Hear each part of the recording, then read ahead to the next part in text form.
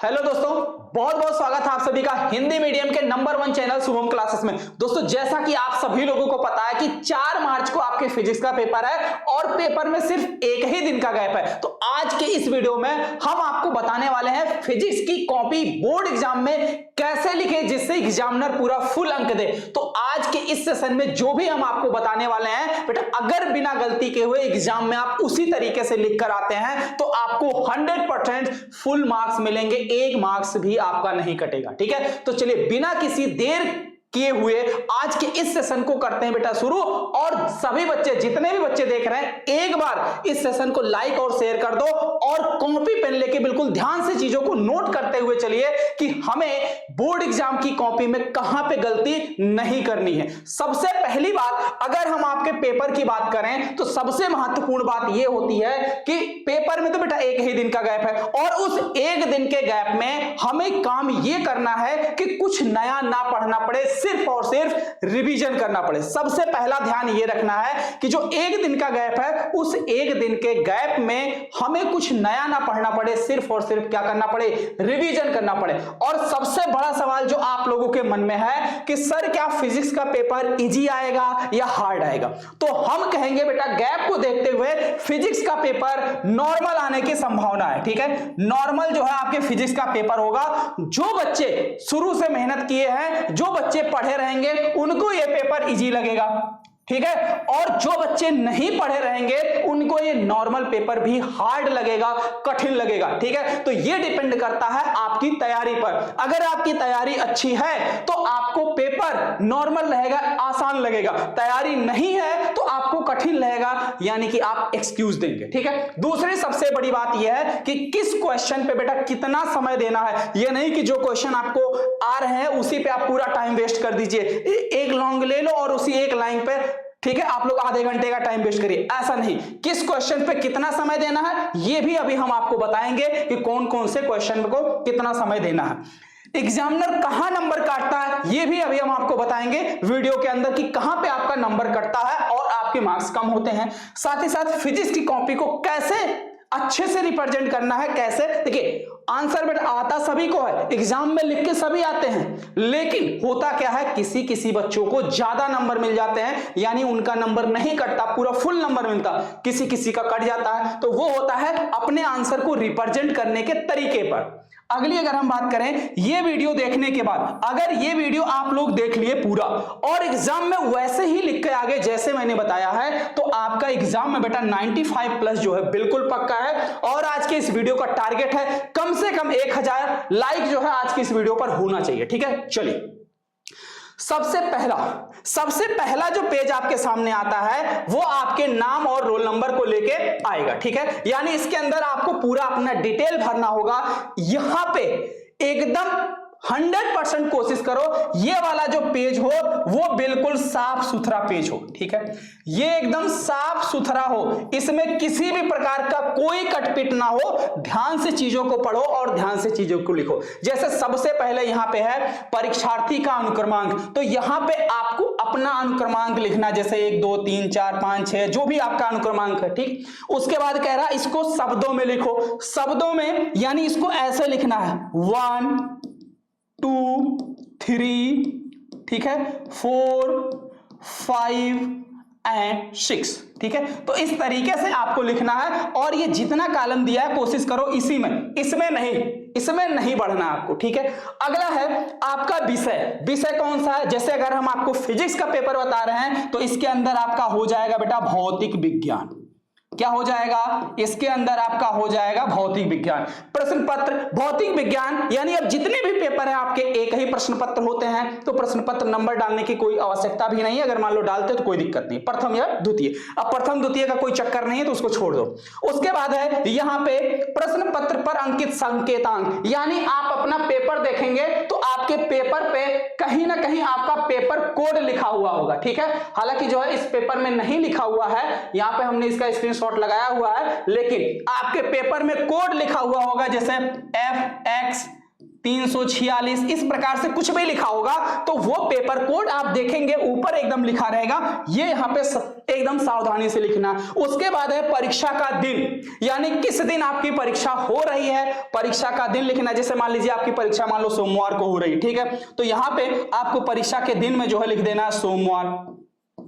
उसके बाद है परीक्षा की तिथि, जैसे मान लो 4 मार्च को है ना, तो 4 मार्च यानी कि 03 यानी कि 2024, ठीक है। उसके साथ साथ पाली सेकंड, यानी पाली जो है आपकी द्वितीय है, पेपर जो है क्लास 12 का द्वितीय यानी सेकंड मीटिंग में होता है, ठीक है। केंद्र का नाम, यानी आप पेपर जहां दे रहे हैं सेंटर का नाम यहां पे भरना है, और आपके प्रश्न पत्र यानी कि आपके प्रवेश पत्र पर चीजें दे रहेंगी, वहां से देख को आप भरेंगे। प्रवेश पत्र पर ये चीज दिया रहेगा बेटा, यहां से आप देख के भरेंगे। बाकी इतनी चीजें आपको इसके अंदर भरनी है और एकदम साफ साफ बिना किसी गलती के। पहला पेज तो भूल कर भी आप गलत नहीं करेंगे, एकदम सावधानी से भरेंगे। अब आते हैं पेपर की शुरुआत करते हैं, ठीक है। अब देखिए, जैसे मान लीजिए अगर आपका ये पेपर है, आपके पेपर में 4 तरीके के क्वेश्चन आते हैं। सबसे पहला क्वेश्चन आपका आएगा बहुविकल्पीय, फिर 1 नंबर वाला अति लघु उत्तरीय, फिर लघु उत्तरीय, फिर दीर्घ उत्तरीय, ठीक है। तो इस तरीके के आपके क्वेश्चन होंगे। कैसे इसको सॉल्व करना है, देखिए बहुत सारे बच्चे क्या करते हैं कि सीधे वो प्रश्नोत्तर नंबर डालते हैं पहला, और पहले का मान लीजिए अगर यहां पे बी वाला सही है, वोल्ट गुणे मीटर, तो वो सीधे बी लिखते हैं, जो ऑप्शन सही होता है वो लिख के चले जाते हैं, बी ए बी डी इस तरीके से लिख के निकल लेते हैं। तो ऐसा नहीं करना बेटा आपको, ठीक है। आपको क्या करना है, पूरा एकदम अच्छे से विधिवत तरीके से, जैसे प्रश्नोत्तर नंबर 1 का विद्युत फ्लक्स का मात्रक होता है, तो इसमें होगा वोल्ट गुणे मीटर, यानी ऑप्शन नंबर बी सही है। तो आप डालेंगे प्रश्नोत्तर नंबर 1 का यानी का वाले में कौन सा सही है, बी, और बी में क्या है, वोल्ट गुणे मीटर। तो इस तरीके से आप बिल्कुल एकदम अच्छे से साफ साफ लिखेंगे, ठीक है। कैसे लिखेंगे बेटा, एकदम अच्छे से बिल्कुल साफ साफ लिखेंगे। और यहां पे अगर पहला पेज आप एकदम शुरू से ही अच्छा रखते हैं तो एग्जामिनर को यह लगेगा कि लड़का पढ़ने वाला है और बच्चे को सारी चीजें अच्छे से पता है, उसको यह भी पता है कि कैसे आंसर लिखना है, और यहां पे आपके नंबर कटने की संभावना बिल्कुल 0 हो जाती है, आपका नंबर नहीं कटेगा, ठीक है। तो इस तरीके से आपको बहुविकल्पीय प्रश्नों के आंसर देने हैं। अब जैसे मान लीजिए आते हैं अति लघु उत्तरीय 1 नंबर वाले। अब जैसे मान लो इसमें सॉल्व करने वाले हैं, ठीक है, ये सॉल्व करने वाले प्रश्न है, तो इसको कैसे सॉल्व करना है। जैसे मान लो इसमें से एक क्वेश्चन हम सॉल्व कर रहे हैं, आपका ये सेकंड का गा वाला हम सॉल्व कर रहे हैं, प्रिज्म से रिलेटेड एक क्वेश्चन है, उसमें उसका अपूर्णांक पूछा है। तो सबसे पहला काम आपको क्या करना है, क्वेश्चन अगर है तो उसमें सबसे पहले ये देखो क्या चीज दिया है, ठीक है। कौन सा खंड हम कर रहे हैं, खंड बा कर रहे हैं, तो हमने लिख दिया खंड बा, ठीक है। खंड बा किस टाइप का है, अति लघु उत्तरीय प्रश्न है, तो यहां पे हमने लिख दिया अति लघु उत्तरीय प्रश्न, ठीक। उसके बाद सेकंड का कौन सा करना है, सेकंड का गा कर रहे हैं, तो यहां हमने लिख दिया प्रश्नोत्तर नंबर सेकंड का गा। अब सेकंड के गा में जो चीज दिया है सबसे पहले वो चीज आप लिख लीजिए, जो चीज आपको दिया हुआ है, ठीक है, लिख लिए। अब उसके बाद जो आप फार्मूला अप्लाई कर रहे हैं, फार्मूला अप्लाई करिए और बिल्कुल साफ सुथरा कैलकुलेशन करिए बिना किसी कटपीट के। और जो भी आपका आंसर आता है, आंसर को देखिए, यहां पे शायद आपको नीचे दिखाई नहीं दे रहा होगा, आंसर को यहां आपको बेटा हाईलाइट करना है। आंसर आपका जो भी आएगा आंसर को हाईलाइट कर देना है, यानी कि एकदम अच्छे से काले पेन से जो है उसको घेरा बनाकर वहां पे लिख देना है कि ये आपका आंसर है। अगर इसका कोई मात्रक है तो मात्रक भी लिख देना है, नहीं है तो नहीं लिखना है, ठीक है। आगे जैसे मान लीजिए अगर ये आपके लघु उत्तरीय वाले प्रश्न है, यानी कि लघु उत्तरीय यानी 2 नंबर के प्रश्न है। अब इसमें ये कौन सा खंड है आपका, ये खंड बेटा आपका सा है, ठीक है। ये आपका खंड जो है सा है, देखो खंड सा, खंड सा का तीसरे का कौन सा पार्ट हम कर रहे हैं, तीसरे का हम खा कर रहे हैं, ठीक है। तो ये तीसरे का खा। अब जैसे यहां देखो क्या कह रहा, संट से आप क्या समझते हैं, इसका एक अनुप्रयोग विद्युत परिपथ में दर्शाइए। 2 नंबर का सवाल है। अब ये नहीं कि संट आ गया, संट हमें पता है तो लिख दें 1 पेज 2 पेज, कोई फायदा नहीं है बेटा, ठीक है। नंबर आपको एक ही मिलेगा। अब ये नंबर भी आपका 2 पार्ट में है, इसमें 2 चीजें हैं, एक तो संट का उपयोग है, 1 नंबर इस पे है, और दूसरा इसके उपयोग पे जो है 1 नंबर है।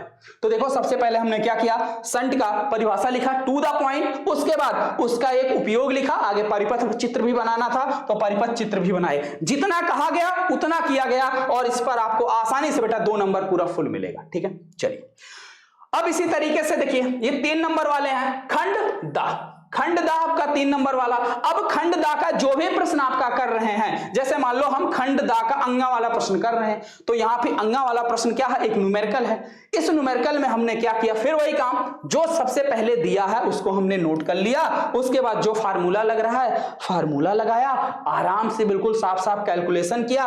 कैलकुलेशन करने के बाद देखो जो आंसर आया, आंसर को हमने क्या किया, अच्छे से इस प्रकार से क्या किया, घेरा बना दिया। ठीक है, तो इस तरीके से आप लोग भी आंसर को क्या करेंगे, हाईलाइट करेंगे। आंसर ऐसे नहीं छोड़ देंगे कि इतना आया छोड़ दो, इसको बेटा पूरा हाईलाइट कर देना है। ठीक है, यानी कि हमें एग्जामिनर को यह बोलना है हाईलाइट करके कि आप इसको देखो, उधर नहीं, आप इसको देखो। जब आप जो चीज हाईलाइट करते हैं ना, नजर एग्जामिनर के सबसे पहले वही जाती है। ठीक है, और अगर जो सही चीज आप हाईलाइट किए हैं तो बाकी चल जाता है। ठीक है, चलिए अब आ जाइए भैया विस्तृत उत्तरीय वाले प्रश्नों के लिए कितना आपको लिखना, कैसे लिखना है।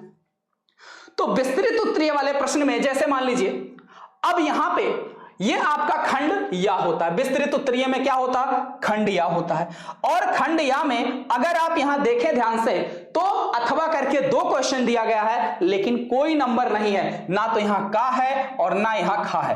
तो आप सीधे प्रश्नोत्तर नंबर 9 डालेंगे, ना ही यहां का लिखेंगे और ना ही यहां खा लिखेंगे। ठीक है, कुछ भी नहीं लिखेंगे, क्योंकि यहां कोई नंबरिंग नहीं है का और खा, चाहे आप इसको करिए या इसको करिए, लेकिन याद रहे दोनों में से कोई एक करना है, और जो प्रश्न आपको अच्छे से आ रहा है सिर्फ उसी प्रश्न का उत्तर आपको देना है, एक करना है। ठीक है, और सीधे प्रश्नोत्तर नंबर ए ही डालेंगे, ये नहीं। अब सोच, बहुत सारे बच्चे क्या करेंगे, बहुत ज्यादा दिमाग लगा लेंगे, वो क्या करेंगे कि इसमें नका दिया नखा दिया, तो अगर मान लो वो ये वाला क्वेश्चन कर रहे हैं तो क्वेश्चन भी लिख देंगे, क्वेश्चन लिख देंगे, उसके बाद आंसर लिखेंगे। उनको ये लगेगा कि हम क्वेश्चन लिख देंगे तो एग्जामिनर समझ जाएगा हम इसी क्वेश्चन का आंसर दे रहे हैं। बेटा आप लिखो क्वेश्चन या ना लिखो, सबसे बेस्ट ऑप्शन है आप क्वेश्चन ना लिखो, तब भी उसे पता है कि क्वेश्चन नंबर 9 5 नंबर का है, उसे 5 अगर अच्छे से लिखे हो 5 नंबर आपको मिलना है। ठीक है, तो इस तरीके से आप पूरा पहले जो भी है माना जाना देखिए एकदम अच्छे से इस तरीके से आप लिखेंगे।